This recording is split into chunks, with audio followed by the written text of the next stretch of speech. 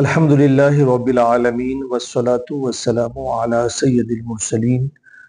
وعلی آلہ واصحابہ اجمعین، اما بعد۔ حصول برکت کے لیے درود پاک پڑھ لیں۔ اللہم صلی علی سیدنا و شفیعنا و نبینا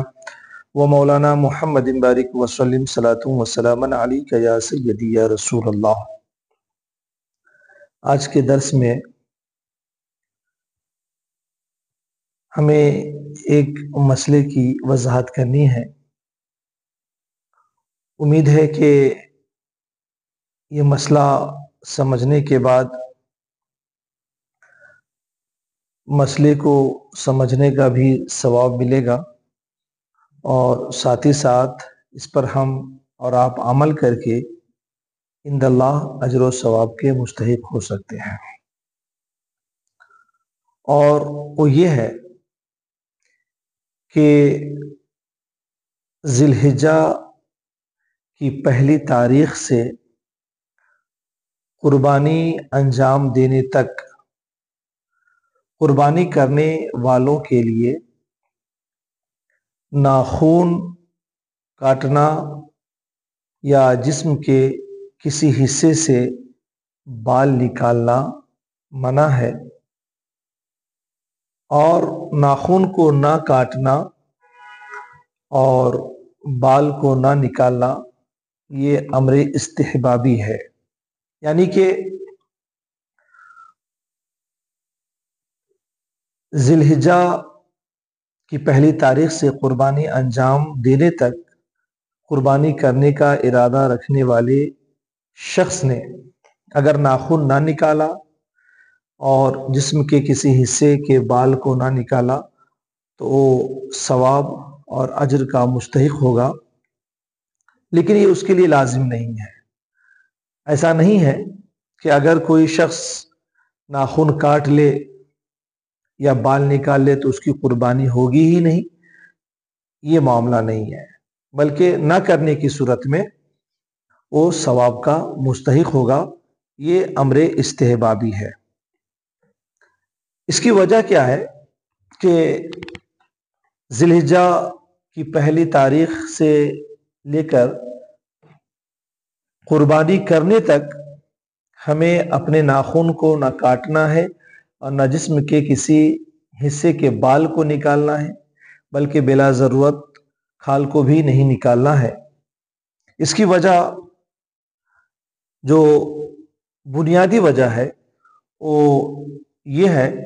کہ حضور نبی کریم علیہ الصلوۃ والسلام نے ایسا کرنے سے منع فرمایا ہے کہ ذی الحجہ کے پہلے عاشرے میں، یعنی پہلی تاریخ سے لے کر کے قربانی انجام دینے تک جو ہے قربانی کرنے کا ارادہ رکھنے والا شخص نہ ناخن کاٹے اور نہ جسم کے کسی حصے کے بال کو نکالے، نہ بلا ضرورت کھال کو نکالے۔ تو ایسا کرنا اس لیے ہے کہ حضور نبی کریم علیہ الصلوۃ والسلام نے اس چیز کا حکم دیا ہے، جیسا کہ حضرت ام سلمہ رضی اللہ تعالی عنہ سے روایت ہے کہ نبی کریم علیہ الصلوۃ والسلام نے ارشاد فرمایا کہ جب ذو الحجہ کا پہلا عشرہ شروع ہو جائے اور تم میں سے کسی کا قربانی دینے کا ارادہ ہو تو وہ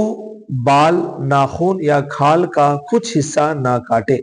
جب تک قربانی نہ دے دے۔ اور ایک روایت میں مزید اس کی صراحت ملتی ہے کہ ذی الحجہ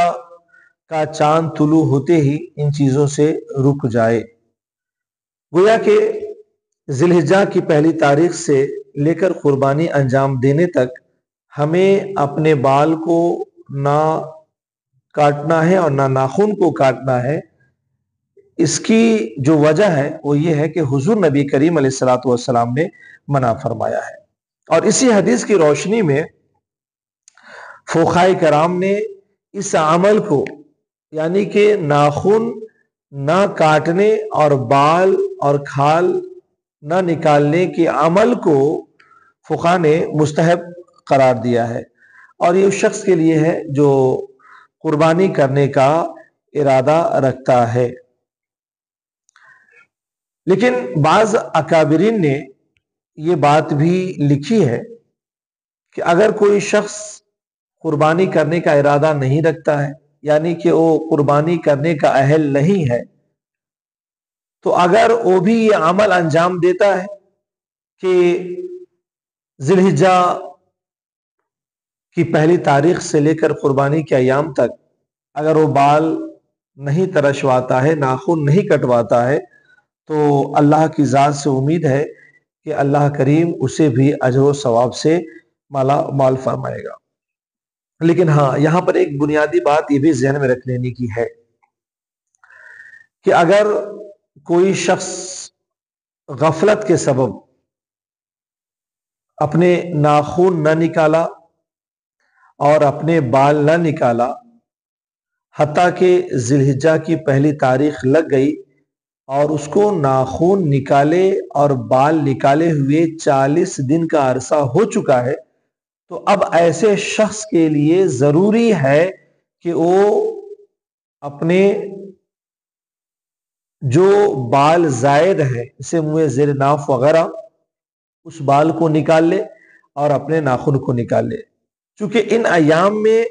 ناخن نہ نکالنا اور بال نہ نکالنا یہ امر استحبابی ہے، اور ادھر اگر 40 دن سے زائد کا عرصہ ہو چکا ہے تو پھر اسے رکھنا مکروہ تحریمی ہے، لہذا اب امر استحبابی پر عمل نہیں کرنا ہے، بلکہ اب اس کو مکروہ تحریمی کے سبب اپنے ناخن کو بھی نکالنا ہے اور اپنے زائد جو بال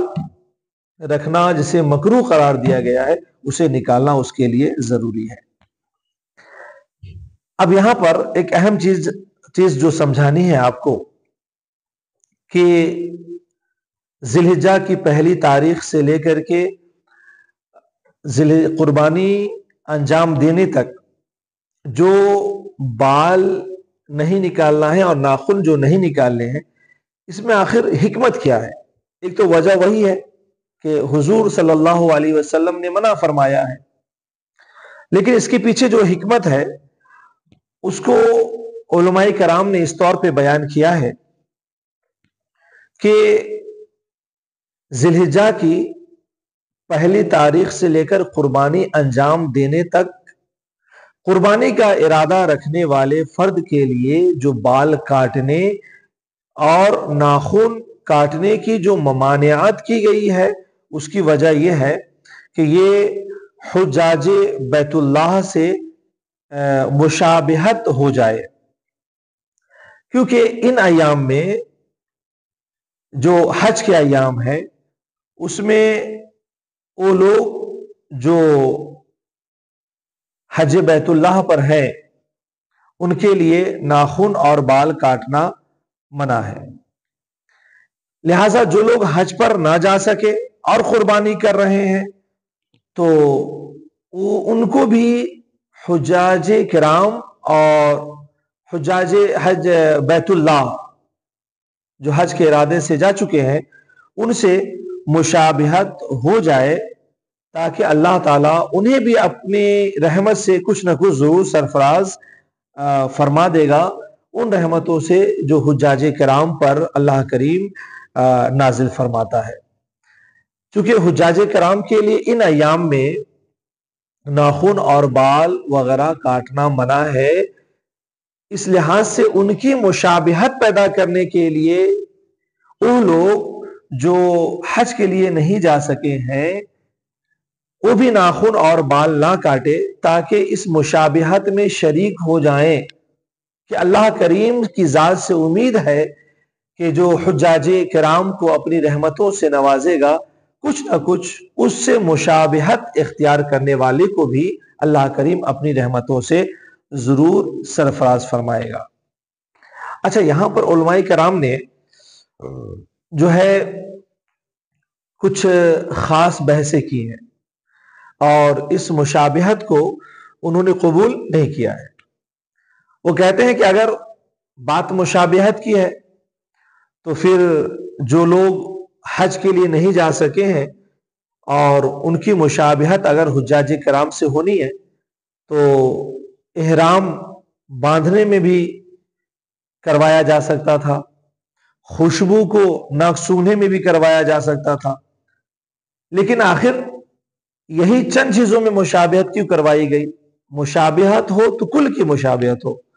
تو علماء کرام نے اس کا جواب یہ دیا ہے کہ مشابہت کے لیے مکمل مشابہت ضروری نہیں ہے، بلکہ جس قدر ممکن ہے اس قدر مشابہت اگر ہو جائے تو کافی ہے. اور ایک مشابہت یہ بھی ہے حجاج کرام سے کہ یہاں رہ جانے والا یعنی حج کو نہ جانے والا وہ اپنے ناخن نہ نکالے، بال نہ کٹوائے، تو یہ بھی ایک مشابہت ہے. لہذا کل مشابہت ضروری نہیں ہے. اب ذی الحجہ کی پہلی تاریخ سے جو ہے قربانی انجام دینے تک جو ناخن نہیں کاٹنے ہیں اور بال نہیں نکالنے ہیں، اس کی دوسری حکمت جو ہے علماء کرام نے یہ لکھی ہے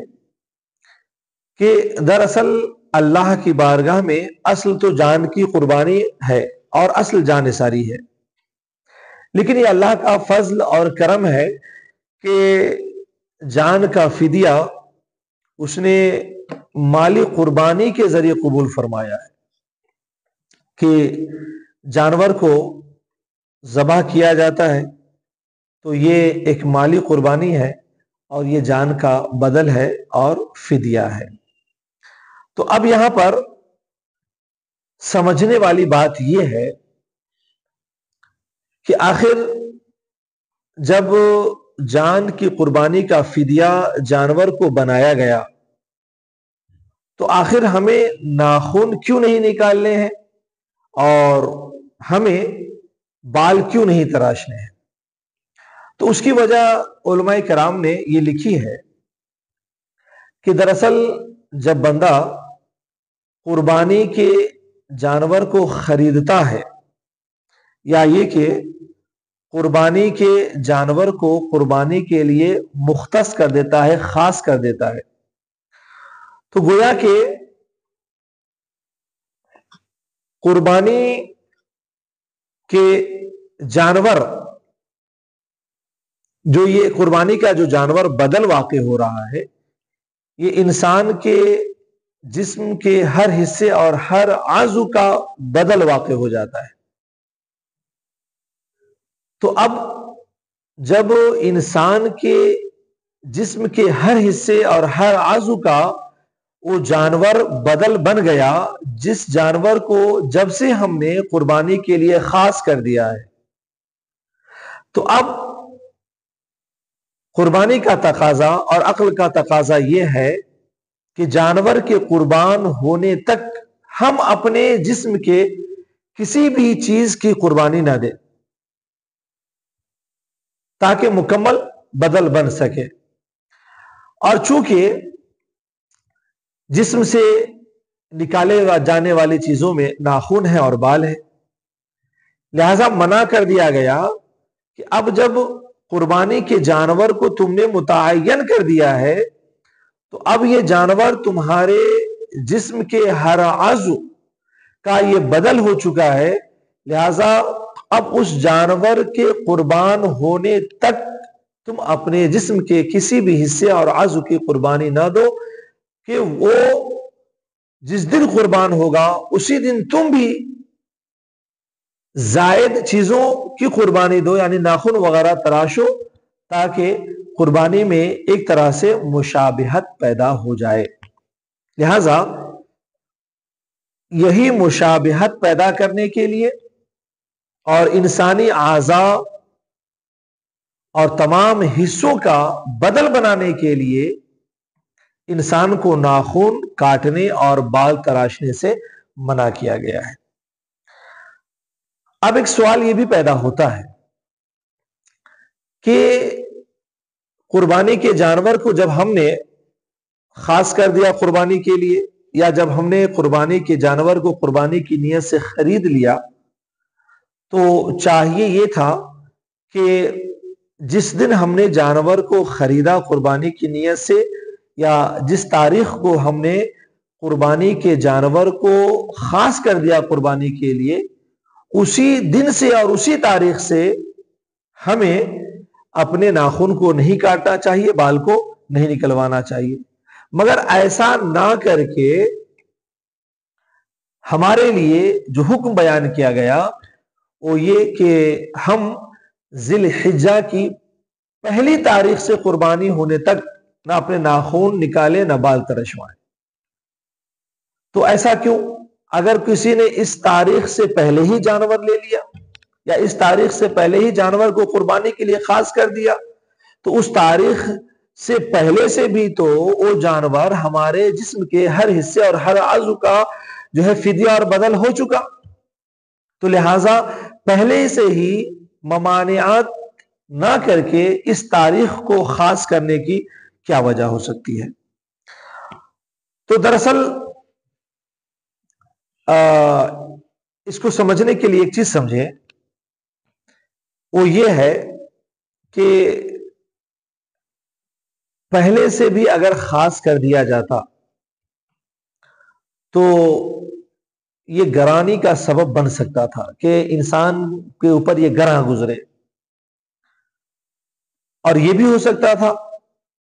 کہ ذی الحجہ کی پہلی تاریخ سے نہیں بلکہ ایک 2-3 دن پہلے سے بھی یہ ممانعت آ جاتی، مگر چونکہ اسلام عبادتوں کے معاملے میں ایک ضابطہ پیش کرتا ہے، ایک اصول پیش کرتا ہے، تاکہ اس ضابطے اور اصول کے تحت سب کے سب اس میں شامل ہو جائے، سب کے سب اس میں شریک ہو جائے۔ تو اب معاملہ یہ ہے کہ قربانی کی جو تاریخ ہے وہ ذی الحجہ کے چاند دیکھنے سے وہ متعین ہو جاتی ہے، اور حج کے ایام بھی ذی الحجہ کے چاند کو دیکھنے کے بعد حج کے ایام وہ متعین ہو جاتے ہیں۔ لہذا قربانی کا جو تعین ہے وہ چاند کے دیکھنے سے، اس لحاظ سے پہلے سے ممانعت نہ آئی بلکہ ایک تاریخ متعین کر دی گئی کہ جس تاریخ سے قربانی کی تاریخ اور قربانی کا دن متعین ہو جائے، اس دن سے اب ہمیں ناخن نہیں کاٹنے ہیں اور بال نہیں نکالنے ہیں۔ یہ ایک ایسا ضابطہ ہے جس میں ہر کوئی شریک ہو سکتا ہے اور ہر کوئی شامل ہو سکتا ہے۔ لہذا ذی الحجہ کی پہلی تاریخ سے چونکہ حج کے ایام بھی اور قربانی کے ایام بھی متعین ہو جاتے ہیں، اس لحاظ سے قربانی کے جانور کا ہمارے ہر عضو کا فدیہ بننے کے باوجود کہ جب ہم نے قربانی کے لیے جانور کو مختص کر دیا یا اس کو قربانی کی نیت سے خرید لیا، اگرچہ بہت پہلے خاص کر دیے ہوں یا بہت پہلے خرید لیے ہوں، پھر بھی ممانعت نہ ہوئی کہ ایک دن متعین کر دیا جائے تاکہ اس میں سب شامل ہو سکے۔ تو وہ بہتر دن یہی تھا کہ اس دن سے ممانعت کی جائے کہ جس دن سے قربانی کا دن اور حج کے ایام متعین ہو جائے، اور وہ ذی الحجہ کی پہلی تاریخ ہے۔ لہذا انہی بنیادوں پر وہ لوگ جو قربانی کا ارادہ رکھتے ہیں انہیں ذی الحجہ کی پہلی تاریخ سے قربانی انجام دینے تک جو ہے ناخن، بال یا جسم کے کھال وغیرہ کو کاٹنے اور نکالنے کی ممانعت وارد ہوئی ہے۔ لہذا بہت عین ممکن ہے کہ کل ذی الحجہ کا چاند نظر آ جائے، لہذا ہم میں سے وہ لوگ جو قربانی کا ارادہ رکھتے ہیں انہیں چاہیے کہ کل وہ اپنے ناخن بھی نکال لیں اور بال بھی نکال لیں، اور 1 تاریخ سے اپنے ناخن اور بال نہ نکالیں، تاکہ